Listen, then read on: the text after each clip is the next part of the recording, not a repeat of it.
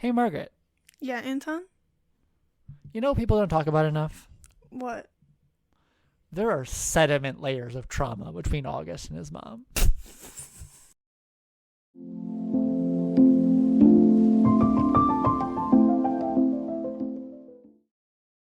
Welcome to People Don't Talk About, Young Royals. I'm Anton. My pronouns are he, they. And I'm Margaret. My pronouns are they, them. And we're people here to discuss the show our friends are sick of hearing us talk about. Anton, what are we talking about today? Today we'll be continuing our plot discussion of Season 1, Episode 3, focusing on all other relationships that are not Wilhelm and Simon. Woohoo! In this discussion, we won't be summarizing the plot of the episode because we already did that. If you need or want a refresher, head back 4 episodes in our feed to our most recent This Week at Hilarishka for a full breakdown. This episode discussion will likely be all over the place, so strap in. You've been warned. All right. August and his parents. What a hell of a way to start. Yeah. My first note is, like, whoa. Because I just didn't know. I was like, and then I'm like, sediment layers of trauma, where to even begin? That's all I have written down, really. And I was like, and then, yeah, it was like, I fucking knew it in my bones. This is where the halfway point of the episode would be when I wrote up my notes, and I was like, dang it. Like, I don't even know what my close-up is going to be. And so I just went with one of my notes, but it's like, I know what I mean, but I don't know what I mean, because it's just like, you hear these conversations, or even just these little, like, subtle comments made by, well, not so subtle comments made by August, being like, I'm not his son, and like that's the beginning of it, and then you just get dropped into this conversation between him and his mom, and you're just like, oh my God. Yeah. Something I feel like we didn't fully, I mean, we mentioned about Felice before, but like we kind of fully, we didn't, I think, fully crystallize or give it its time. And the last part is like, with Felice, it's this moment of like fully understanding her character. Mm-hmm. She said before, so we didn't really need to reiterate, but like, I think that's important to talk about in Love Memorials. And as I think I've said before, like, this is a similar moment with like that for similar moment like that for August for me. Like, as mentioned in the last part, I gain a degree of empathy for August in this episode that I would not otherwise have had without this context, because you can know his backstory without like visibly seeing how it has affected him and his relationships with his family. And I will probably be reiterating something I've already said by saying understanding is not justification for his actions, but like, I think the just absolute like kill shots from him. Oh yeah. In that conversation, like, there's at least like two or three where you're just like, oh my God, how is his mother standing right now? Like, but she takes it like she's used to them, which again comes back to the sediment layers of trauma. like this feels like conversations they've had before. Maybe to a degree they haven't had them before because it is like different circumstances, but there's just a really storied, just like, there's history here in a way that is kind of just like a brushed against and then like not touched on again. And like, I don't know, we're coming to, I think, aspect of the show that I'm still muddling over, but mulling over. But I don't know. What's your take? In the like when he first sees his mother, Yeah. he was very excited to see her. He really liked, like, that was very obvious to me. Mm-hmm. Absolutely hates his stepfather. Yeah. Like, is down to embarrass the shit out of his stepfather and, like, humiliate him. Mm-hmm. But then there was this flip where he learned that his mom can't afford to keep sending him to Hilarska. And it was just, like, he didn't care about her anymore. And he was perfectly okay with, like, again, kill shots that were just cruel. Yeah.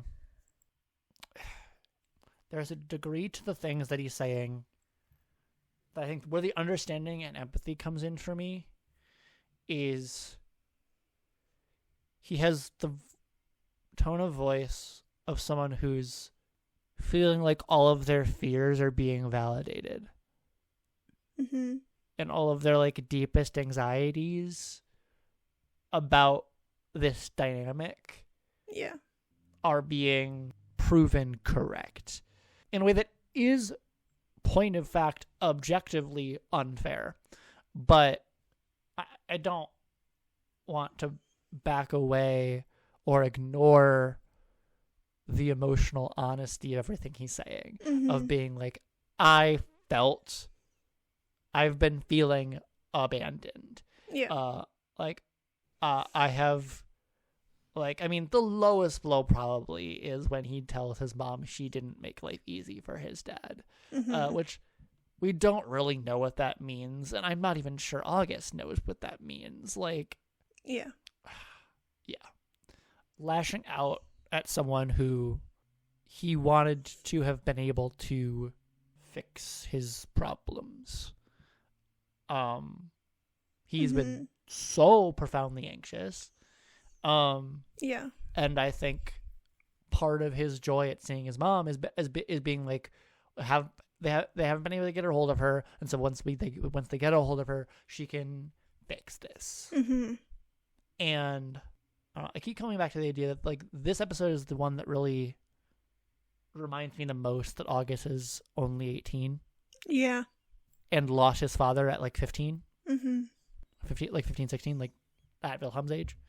And, like, I don't know. It's just, like, really solid. I mean, it's this unspoken thing that does not need to be said, but it's just, like, all of the trauma that he's carrying with him is just very clear for all to see, but it's like, it's the first time it's really been externalized at someone in a way that's, like, just so raw. And small acknowledgement for the reveal that we get from Louise that August is broke, but also not broke, because he has a solution. She offers him a solution, and it's one that he is utterly appalled by. Yeah. And it's like always holding that one little caveat for August to avoid, like, making him entirely like a sympathetic victim of circumstance. Like, his pride is so strong and he is so stubborn that the solution for his problems is inconceivable to him, and he is offended at the insinuation. Yeah. Like, he does not want to entertain the thought of selling any bit of his estate. I'm forgetting his name. But it's like, I don't know, what can you say? August is August. Like, he's so, you know, hope listeners get what we mean. I think they do. Yeah. It's in these moments when I get really inarticulate that I'm just like, what am I saying? Anything. Anyways, on a slightly comedic note, I wanted to include August and the headmistress. Like, I wrote nothing to see here. Haha. I wrote gaslight, gatekeep, no girl boss. Yeah. Because I mean, we don't see the interaction between August and the headmistress, where, like, she comes up to them in the church and be like, hey, can we talk to you? And then I think it's like Louise like turns to August and be like, did you do something? Yeah. And it's like, what? Yeah. Like it's like, I don't know. Okay, but also Louise not realizing that they like, or seemingly not realizing that it wouldn't like come up that her son's tuition hasn't been paid. Like, Yeah. Unless she didn't know, but she has to know. like I was assuming like even if like her, I mean, her husband seems to be the one who ruined their finances, but it's also like he probably like he can't be the one to have only been handling that. Like, I don't. Yeah. It's No. yeah, it's weird. So okay. August and Simon? Yeah. August and Simon. As mentioned before, I think that they're good foils to each other. And I was like, I can't remember if I had to find foils, so I should. It's basically like characters who are kind of like thematic or like symbolic opposites for each other in a lot of ways. Like they play off of each other because they're very different. And the way it's really hard to watch, but I think it's hard to watch because the dynamic is so raw and real, because August's like true selfishness is met with Simon's anxiety about paying his dad back. Yeah. And so we get two people who are both going through a really rough time, but like cannot budge in this dynamic they found themselves in without fundamental changes of character that are not going to happen. No. And so it's like Simon is so justified in his anger. Like it is like undeniably a shitty thing to do. Like, despite like August like claiming and in his own head believing that he is broke. Like we needed that detail from his mom of being like, you have access to money. Yeah. Like, which means at this point it is a choice. Right. And it is a choice that would have to be made at like a great personal cost. But it's like, it is a choice to be selfish in this moment. And at the same time, I also see it as just quite the complicated situation. Yeah. Like, Simon goes at him hard. Yeah. And relentlessly. And in this episode, finally, violently. Yes. Like, as mentioned before, I think I block out how hard he hits August's head against the ground until I watch it every time. Because, I don't know, I think we are very gushing about Simon on this podcast. We are. And at the same time, I want to hold space for not calling him a perfect person / character. Because I think we do a lot of damage by doing that. Oh, absolutely. Unintentionally, but like not allowing him to have his own rough edges would be a disservice to his character. And I think, which is why I also feel very complicated about Simon and his friends and his dynamic with Ayub and Rosh. I am, if I have to pick a side, I am on Simon's side in the situation, but it is with the context that I have. That, like, in fairness, like, we see Simon, we, like, glean that, like, Simon has provided them the context of everything that has happened with this situation. But I also can't escape the feeling that Ayub and Rosh don't really get it, and they're also not really trying to get it. Yeah.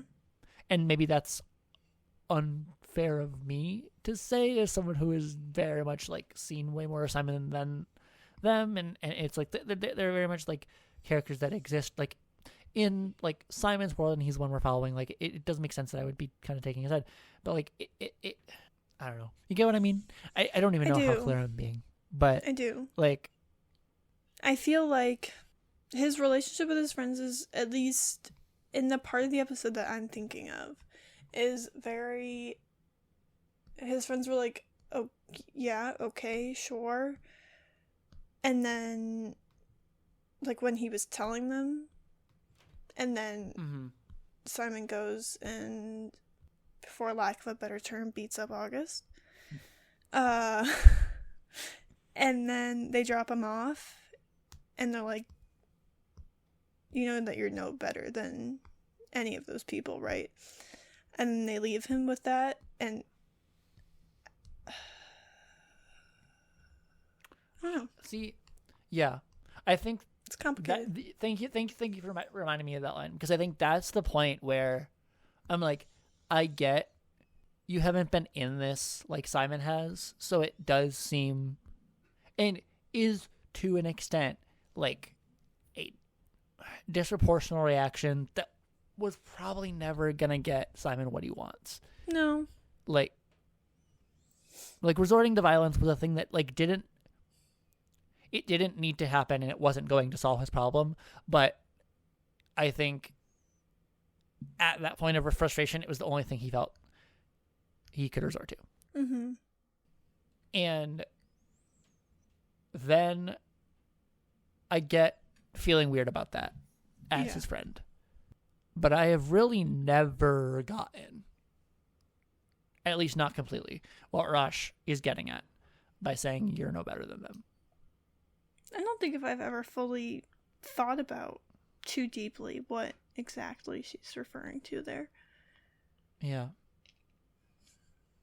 Like, I don't know. It's this interesting moment of like, one would think that Rosh and Ayub, who are in a very similar class position to Simon, would, on some level, like, get the disadvantage he's at, which is, like, again, not to like totally justify Simon's actions, but it's like he is definitely, like, Simon is right that August is fucking him over, and Simon has really nothing he can do about it.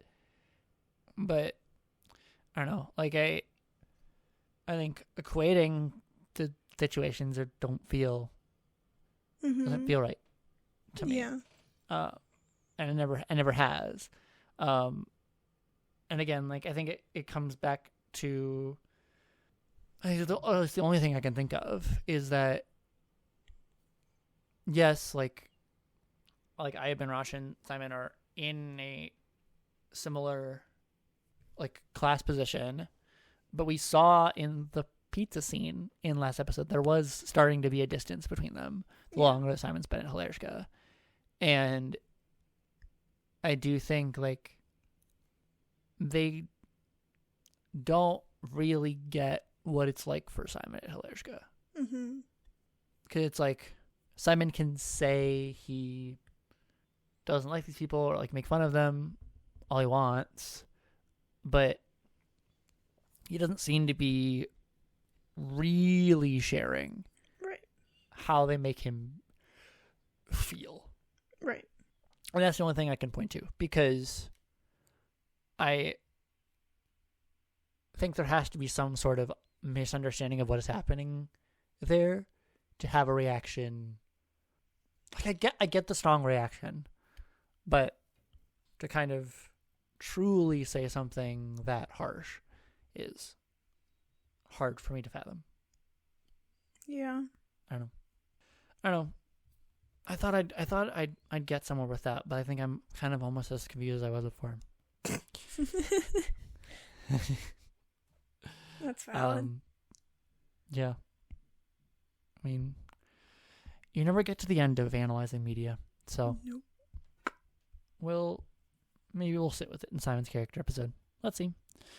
All right. Now we're in the Simon. We're just fully in the Simon section. Well, we already were, but I like the little moments of Simon and Linda where there's these moments of protective Simon jumping out. Mm-hmm. Like, I mean, I don't know. I'm just physically really hung up on, like, him, like, really caring about who Linda interacts with at Parents' Day. And Yeah. also, I mean, and then also like the way like his first thought when he tells them, when August tells them they're not invited to the parent luncheon, is like, My mom's already here. my mom's already here. Yeah.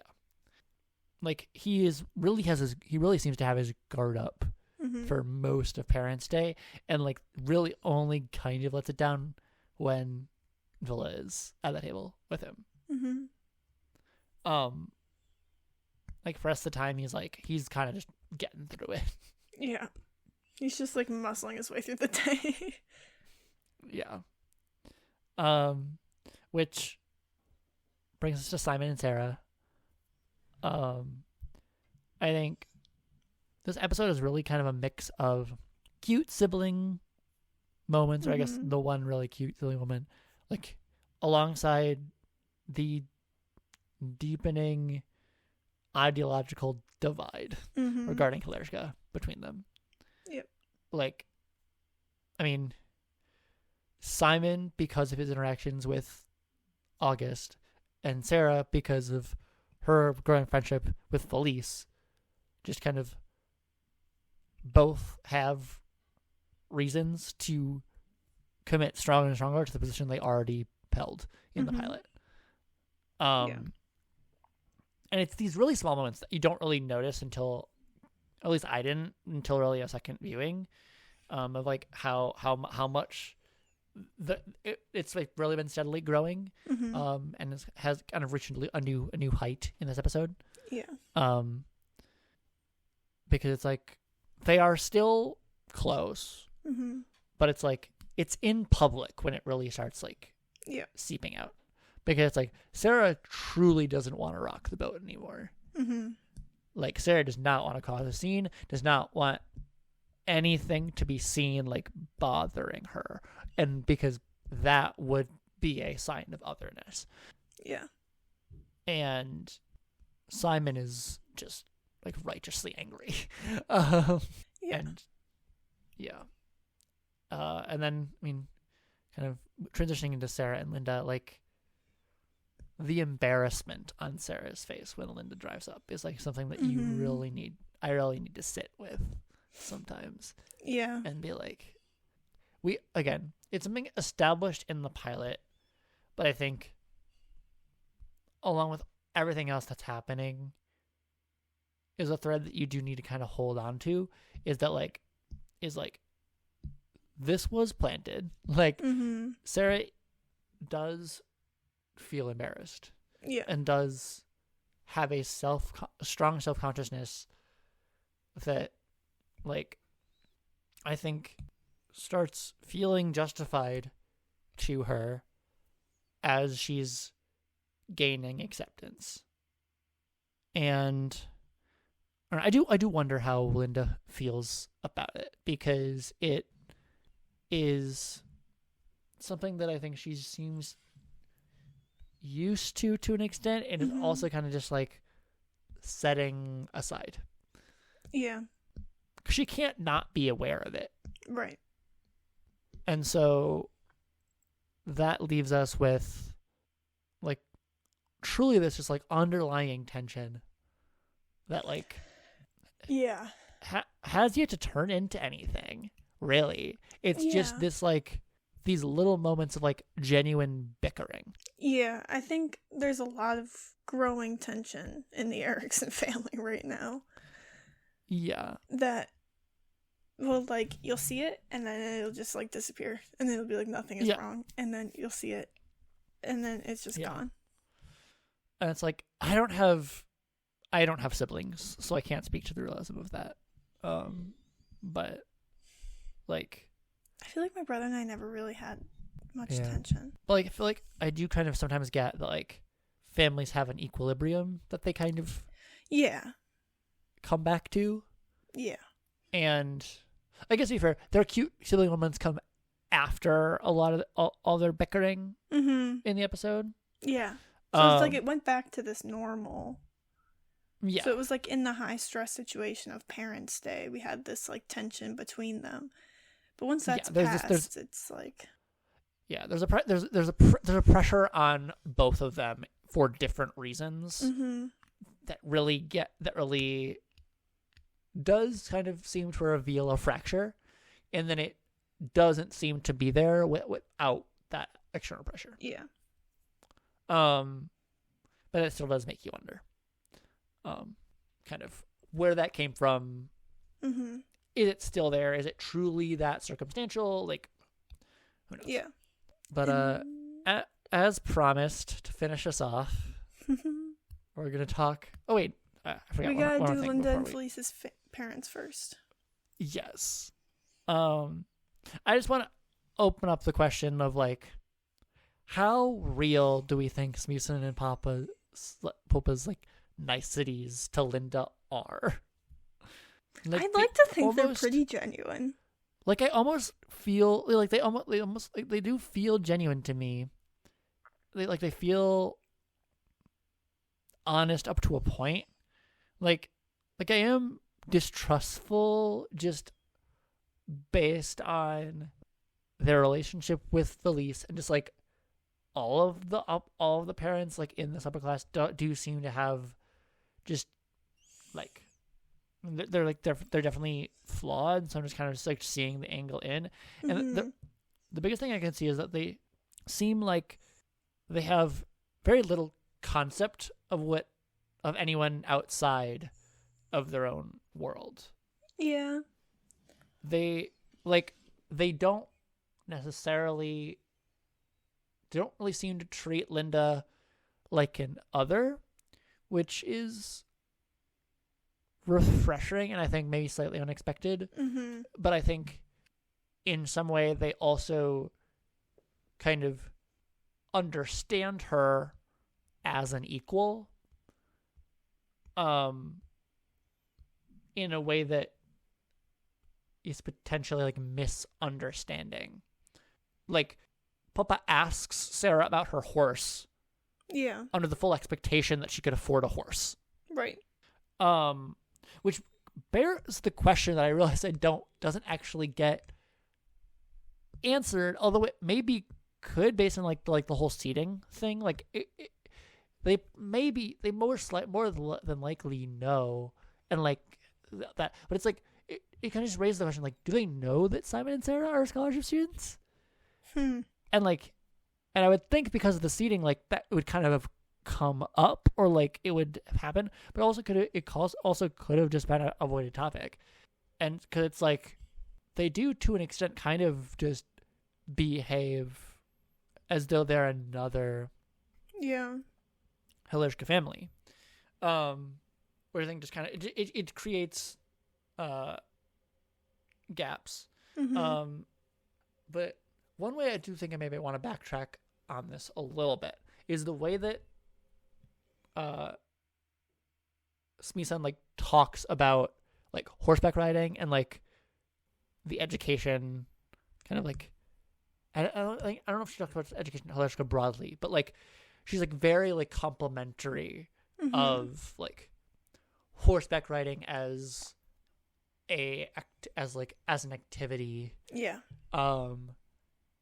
And this could literally just be what she talks about, I think, to an extent. Like, it does seem to be a really big part of her life and her passions. But like there is an angle to take on that, being like, don't you agree you must understand how much better Hilarska is than like other places and like the opportunities it affords. And like that is to an extent, like I could see like potentially an awareness of who Linda is and who she's talking to. And I don't want to paint it as though like they're like overwhelmingly welcoming. Like they're not like the warmest ever. But no, but they could also be a hell of a lot colder. Oh, that could be way worse. Way worse. And like they're about like what you would expect for like adults who've never met before, whose parents are friends, interacting. Whose kids are friends. Whose kids are friends. Yeah. Thank you. But yeah. I don't know. it's just interesting to me, like, questioning, like, is Simon justified in this, like, distrust of, like, I don't think my mom should try to be, like, buddy with Lisa's parents, or is, like, there actually an opportunity for, like, building bridges there? Don't really know. I think both could be possible at the same time, but Yeah, fair. Linda and Wilhelm? Linda and Wilhelm. As promised last episode, I wanted to end us on a moment that, as I wrote my notes, I want to end us on a soft moment for once in this cycle, because it's they're few and far between, as we've keep mentioning. It's such a brief scene, but brief exchange. It's not even a full scene, but like I don't know if Linda went into that interaction with any sort of expectations. I don't know if she even knew she was gonna meet Wilhelm. Probably not. Because, like, I'm just in this moment realizing how much has Simon even said to his mom about Wilhelm. I mean, I would guess minimal to none. Yeah. To be honest. Like, imagine your son did not mention that the Prince of Sweden is becoming his friend, as far as you can tell. Like, yeah.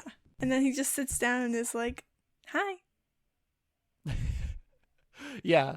But I think Linda is something I appreciate about her is she's a very go with the flow type person, in the sense that, like, she will give back the energy she's given. Oh, yeah. And so when Wilhelm treats the interaction casually, she's fine to be like, okay, yeah. And so it's just a great moment. I will, I think, forever have a soft spot for when Linda said, I feel like I'm the only one who doesn't know everybody, and Wilhelm goes, well, now you do. Yeah. It's baby activity right there. Yeah. It also was a moment of, like, true, genuine diplomacy. Like, again, a thing that gets disregarded because Eric does seem like super naturally gifted at being a prince. Like, Villa does have a lot of the skills to do this. Yeah.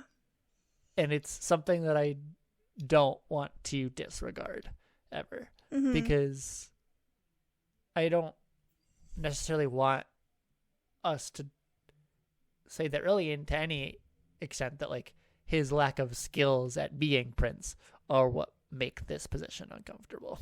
Yeah. Like, yes, he has an inferiority complex comparing himself to Eric, but it's like, he can do this.